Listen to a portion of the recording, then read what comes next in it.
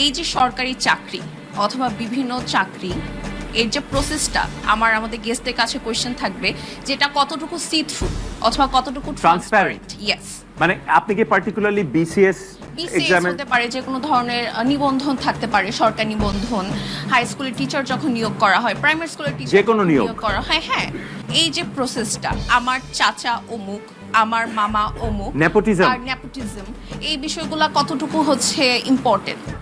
এখন আচ্ছা এই জায়গায় আসি, নেপোটিজমের জায়গায় স্যারদের কাছে আসবো, যে যদি কানেকশন থাকে ইউজ করা কি ভুল কিনা? ভুল না? আমার যোগ্যতা কি তখন? আমার যোগ্যতা, আমার শিক্ষা। কানেকশনও কি একটা যোগ্যতা কিনা? স্যার একজন একজন করে শুনে আসবো। হান্নান স্যার, আপনার কি মনে হয়?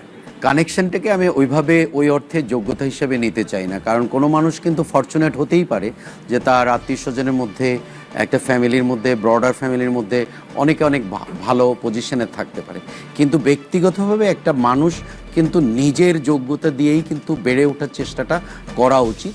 এবং সেক্ষেত্রে আমাদের দেশে যেটাকে একটু আগে নেপোটিজম বা অন্যভাবে দেখা হয়েছে, এটা এই ধরনের একটা সমাজে আসলে ইন্ডিভিজুয়ালগুলোর যখন কোয়ালিটিটা ডিটোরাইট করে তখন তারা এই সুযোগগুলো বেশি নিতে চায়, এবং আমাদের সমাজে সেই জিনিসটা, সেই সুযোগটা অনেকেই নিয়েছে বা অনেকে নেওয়ার চেষ্টা করে, কিন্তু এটা আসলে ইন্ডিভিজুয়াল হিসেবে ঠিক না।